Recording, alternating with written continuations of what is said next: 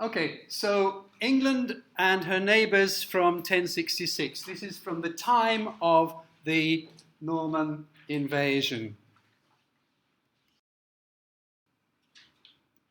The kind of society that we have at this point is called the feudal system. The feudal system is a system of very strong hierarchy. High class, low class, and basically the high class people were the Normans, and the Saxons were the low class people living very poor and difficult lives, mostly. All right? I know the picture is a bit childish, but the image is basically correct. The church and the castle, the Norman soldiers, these were the two main powers controlling the Saxon people's lives. They were living rather like slaves. So it was a very strict hierarchical system. Language?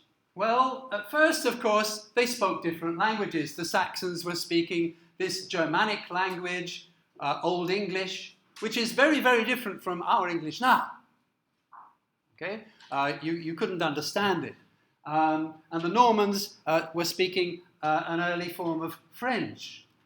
So, like that, two different languages. But slowly, of course, these languages started to grow together. So, we talk about Norman English, which is English with a Norman, a French influence. And we talk about Anglo-Norman, which is French with an English influence. So the languages started to mix together during the Chuseididai, during the Middle Ages, and by about the middle of the 15th century, the two languages had mixed together, and everybody was speaking something more or less that we call early modern English, which is the same language that Shakespeare spoke in the 16th century.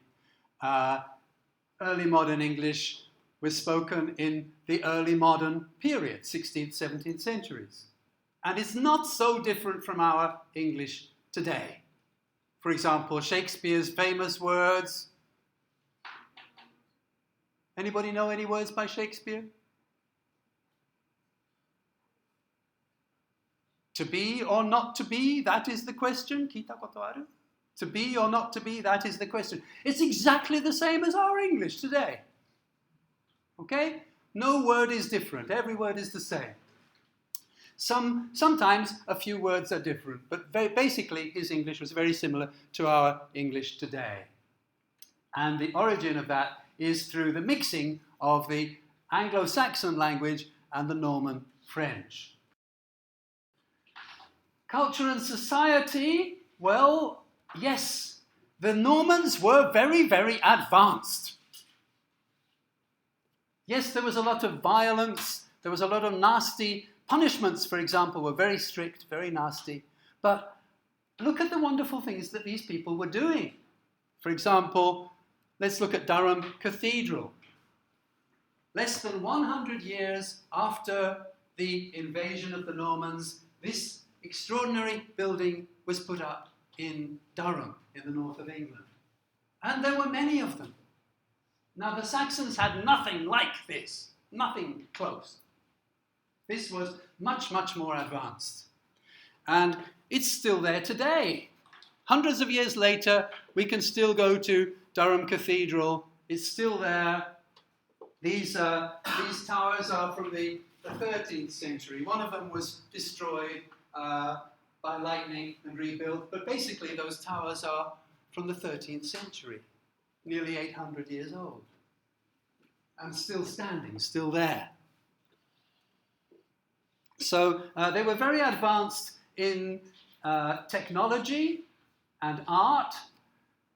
They were, here is one of their castles, the oldest castle, which they began building just after the invasion in 1067 to make a border between England and Wales, or to try to control the area between England and Wales. It's a ruin now, but it's 1,000 years old. The oldest parts, nearly. And they were also very organized in social structure. They made a book which was written, I don't know, they completed it in a year or two, with information about everybody. Everybody. How much property they have, how much tax they should pay. Property tax, the Doomsday Book. Everybody's name was in that book. All right, so there's a system of social control. Very, very organized.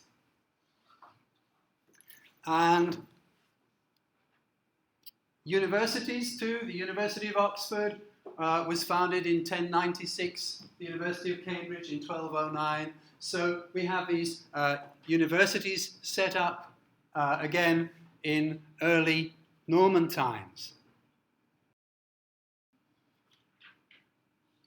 Problems? Well, famine, not enough food, sickness, war, same problems that most of Europe had, really.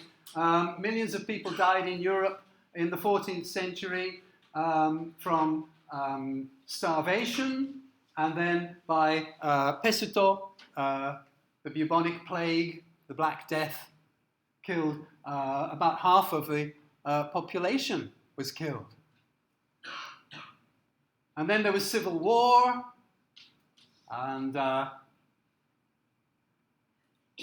all through this period there's fighting going on. There's war in the Middle East against to try to control the Palestine, Jesus Christ's country. The Christians wanted to control it, so they were fighting in the Middle East. All of this was going on, and as well, of course, England's relationship to England's neighbours, Scotland, Wales, Ireland, and also France. All right, all of the neighbouring countries, mostly the relationship was one of fighting during this period. Let's look at each one. Firstly, we've got England and Wales, and we can see that 1066, the Normans came, they controlled the south of England. Within 3 years, they controlled most of the rest. Within 4 years, they had more or less the entire area of today's England. And then slowly, they started, over the next 30 years, to push into Wales. So they extended their control. The first place they extended their control into was Wales.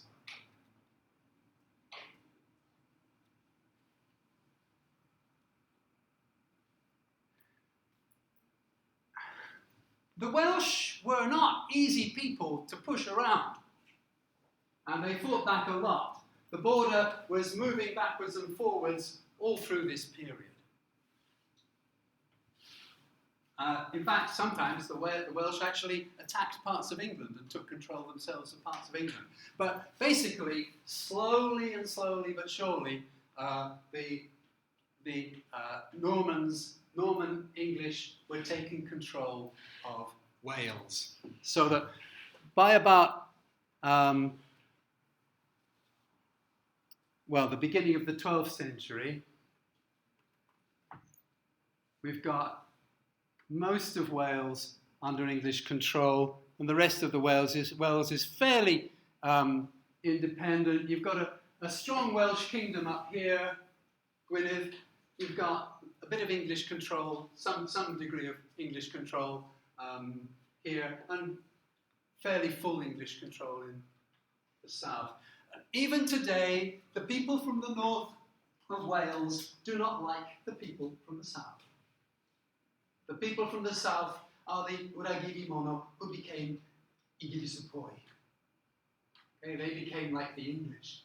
And the people from the north of Wales are the true Welsh. Okay, for themselves, they are the true Welsh, and the people from the south betrayed themselves to the English. So there's still a cultural difference even today. And England and Scotland again, 12世紀ぐらいまでに、ま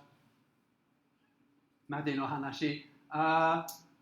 We've got the Picts and the Gaelic Celts, really, they mixed together sometime during the 10th century. So we don't really see them as separate groups after that.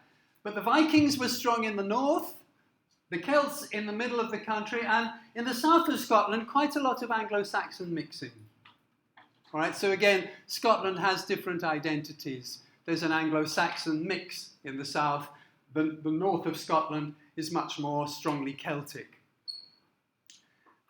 And this continued in Norman times, but the Scots really were pretty strong, keeping the English out for most of this time. There was the English policy was to try to get Norman people into high-class positions, controlling, all right, or if not, make friends with the high-class Scottish people and get them to cooperate to help look after, to control the local people. But they weren't all that successful, and the border really was actually, at this time, 1200 AD, it was very similar to the border we've got today. That's more or less the same. And if you notice the Roman map, the Romans made their wall, okay, across here, okay, Hadrian's Wall. So it's quite close to where the Romans made their boundary. So there's a big kind of cultural difference between this area, and there has been for 2,000 years. Okay? Which is why there was a vote for Scottish independence last year. Okay? They lost, but only because they were afraid of the economy. Culturally, they probably are pretty separate. So, some parts of the south of Scotland, yes, the English had fairly strong influence, but the north of Scotland was pretty much free of English interference at that time. If we look at Ireland, well, again,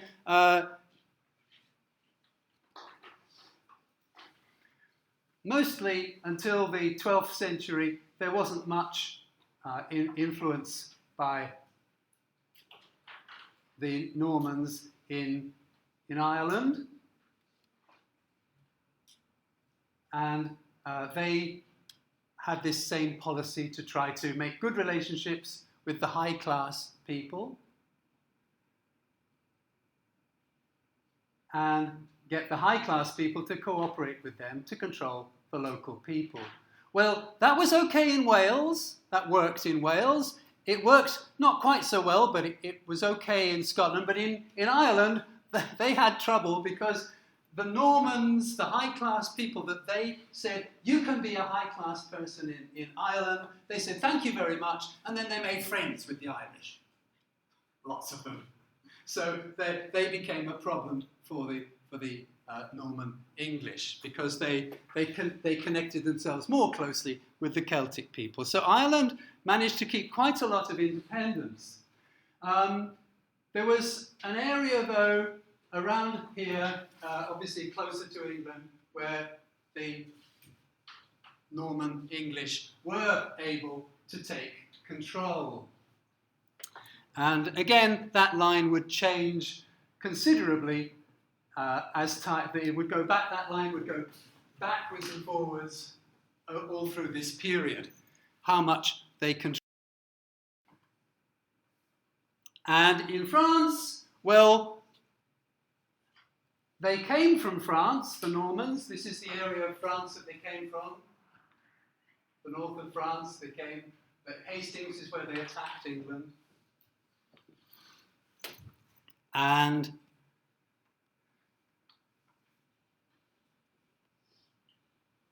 mostly, in fact, I think all of them, the kings of the rulers of England, the Norman rulers, they always married a French princess. So the cultural connections were very strong. And then in this year here, 1154, the Norman King of England married a French princess who brought with her a lot of land.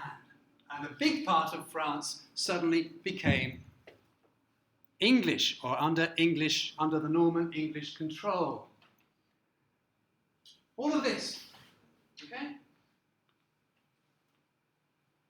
So Henry had these important lands in France. So south of Wales and France were the two big areas in the first part of the Middle Ages.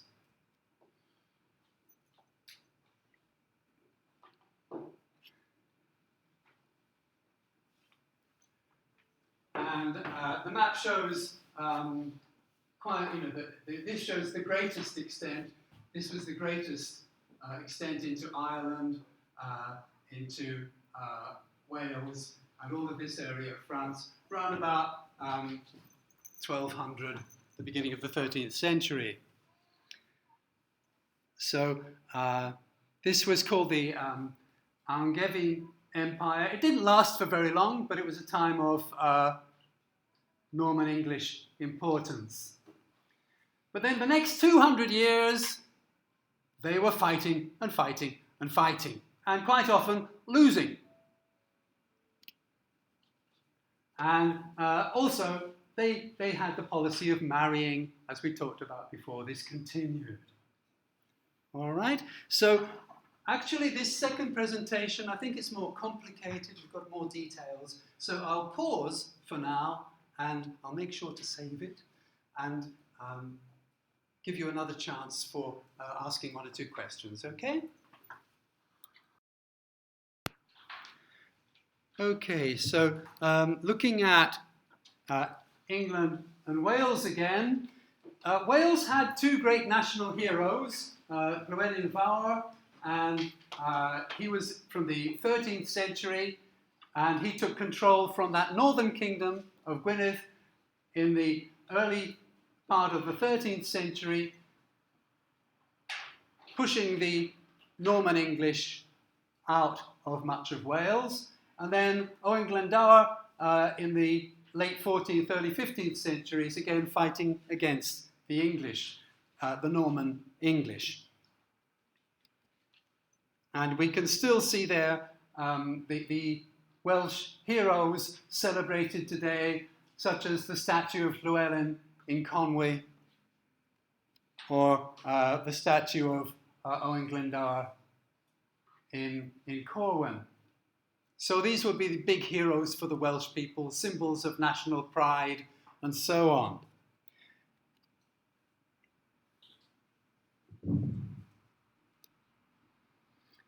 But,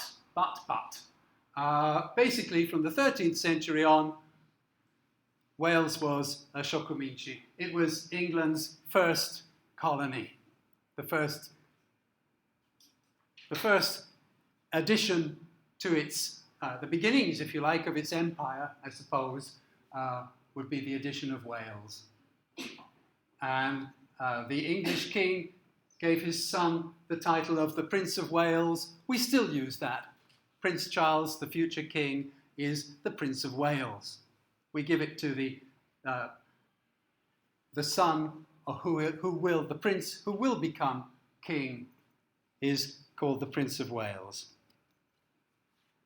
And during the Wars of the Roses, that's Bara Sengso, Wales gave strong support to Henry Tudor. Now this is beginning to be our story. All right, we are interested in the Tudors. The Tudors are early modern, and we will be beginning next week talking about the Tudors. So Henry Tudor is the first king that we are seriously interested in for the Renaissance, the early modern period. Now, he actually came from an old Welsh family himself.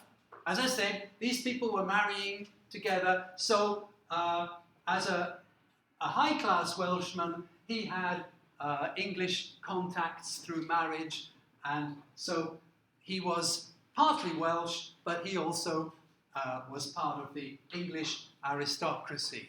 the English high class. What would you call them? Daimyo or something. Okay? So it's very important that Wales supported Henry, firstly because they supported the right side, the winning side.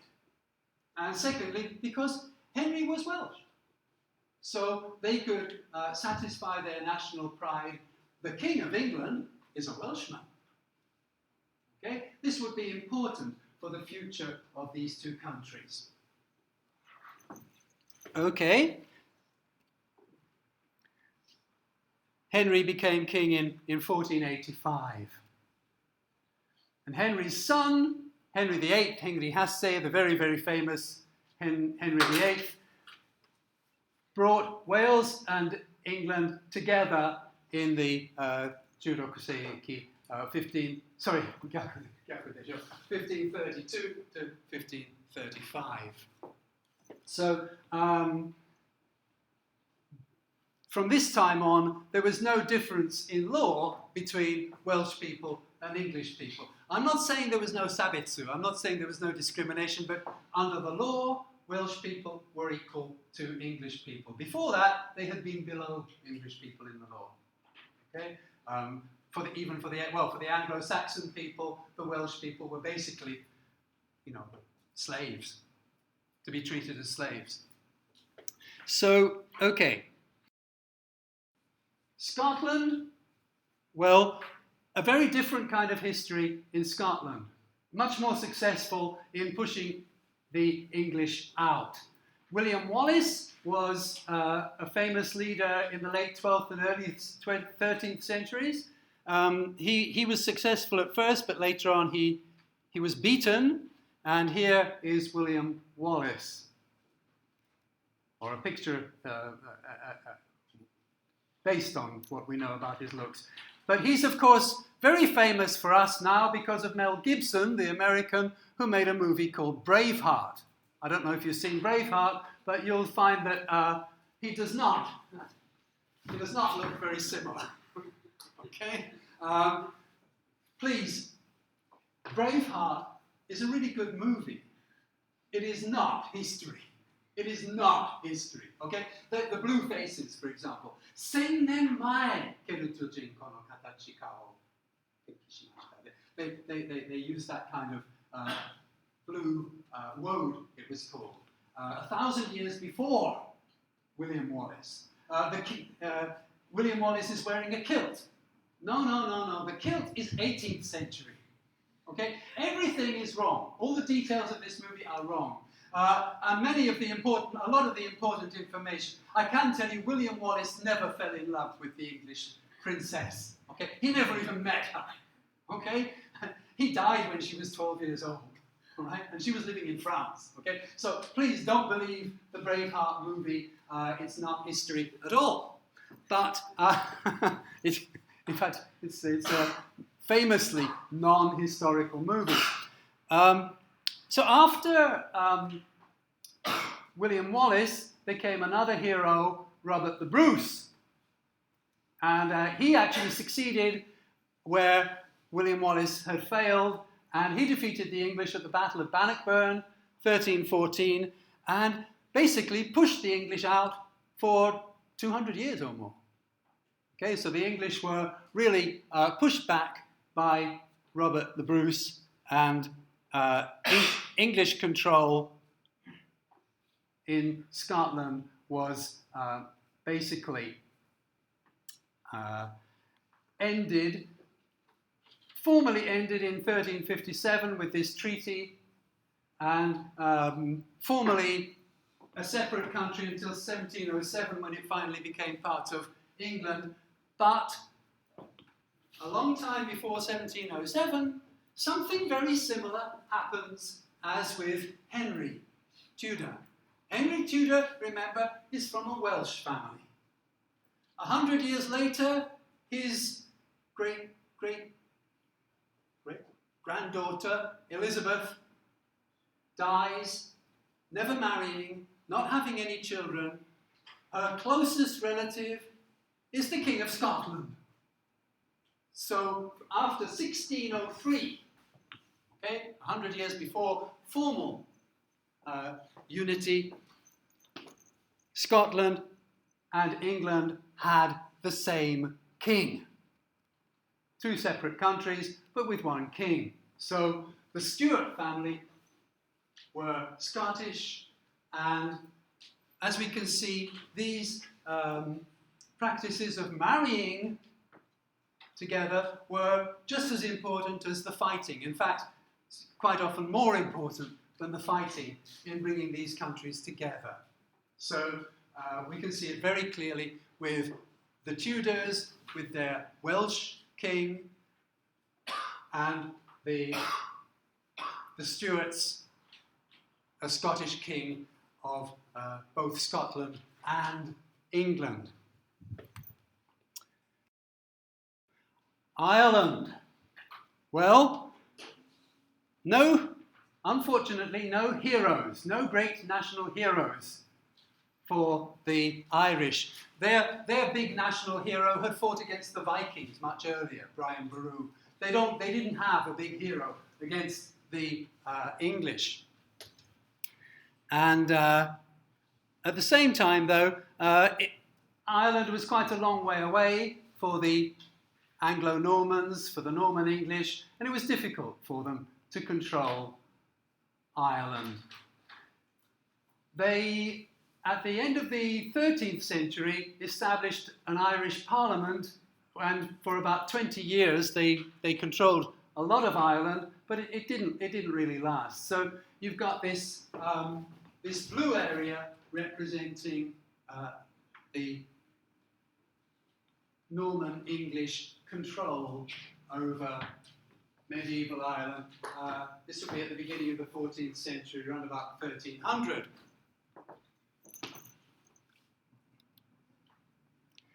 And by the middle of the 14th century, most of that had gone again.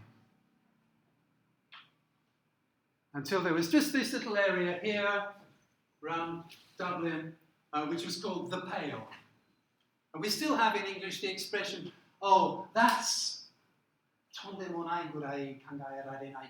We say it's beyond the pale.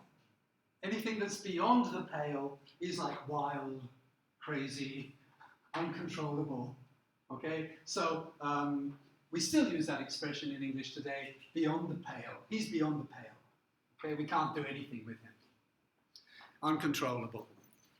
So you can see how the English control went backwards and forwards. And again, the geography would be quite important. If we look back on that geographical map, look at the green areas of Ireland, and look how the English spread across Ireland, mostly through the kind of green areas, the agricultural areas, where they could grow food and stuff.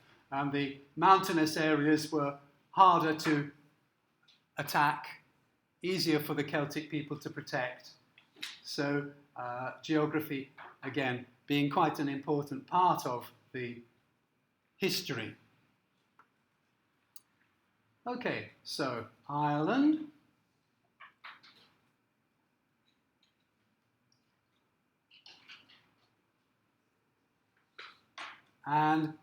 And finally, France. Oh, sorry, not finally France. It seems that I've forgotten this little extra bit about the topic of Ireland.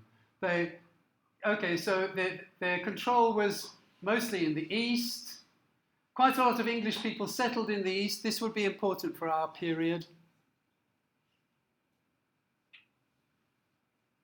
And, yes, this was the important information that I was forgetting.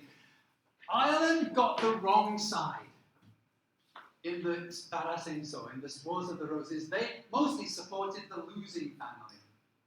So the Tudors did not like the Irish, because the Irish had supported the losing family. So this was bad news for Ireland in our period.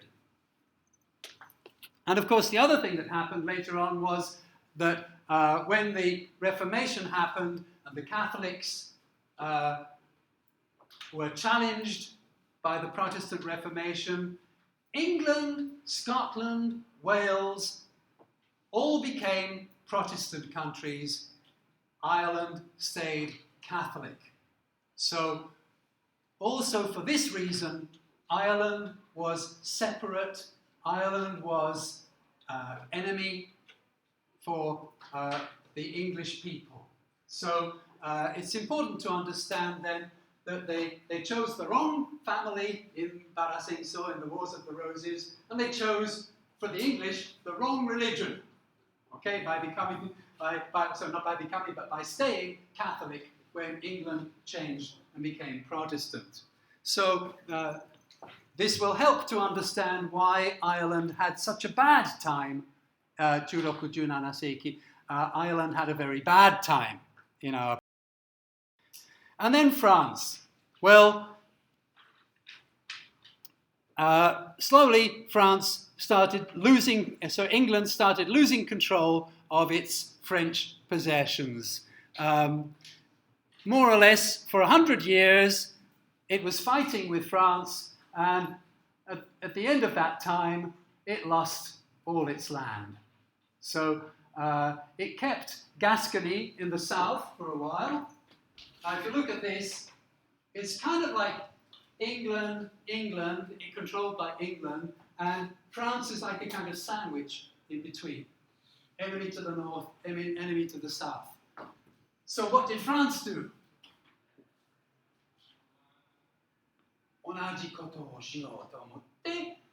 They made an alliance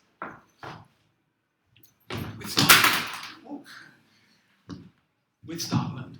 Okay, so the French,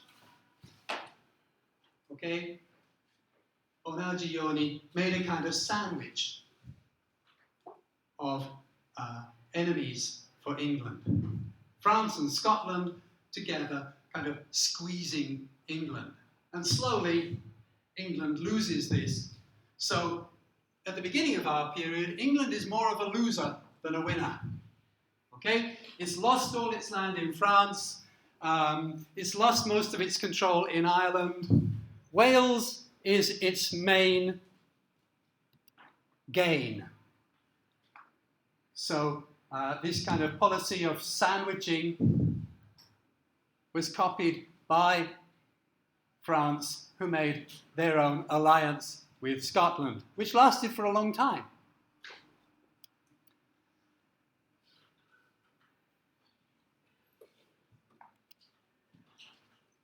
So we can see, all right, 1382, 1430, 1470, the English. First they're very little, then they win back, then they lose again. So they have a little, they win, and then they lose. All right? So again, the border is moving all the time during these centuries.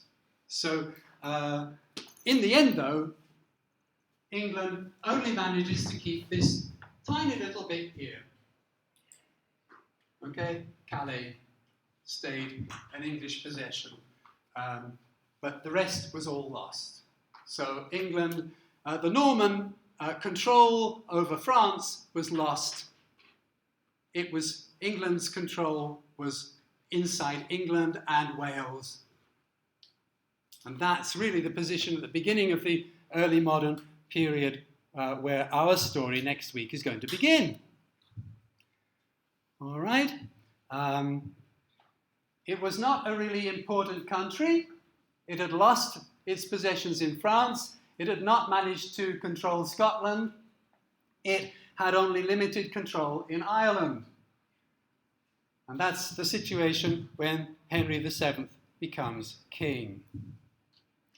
Part of the weakness was political, when the two families were fighting together for control. So the country was not strong because it was divided, fighting against itself. And by always trying to fight its neighbours, England had also made itself weak. It could not fight in every direction as it tried to. So Scotland and France had succeeded in pushing the English out. Ireland had some success against the English. Wales was the only secure English possession, really, by the beginning of the Tudor period.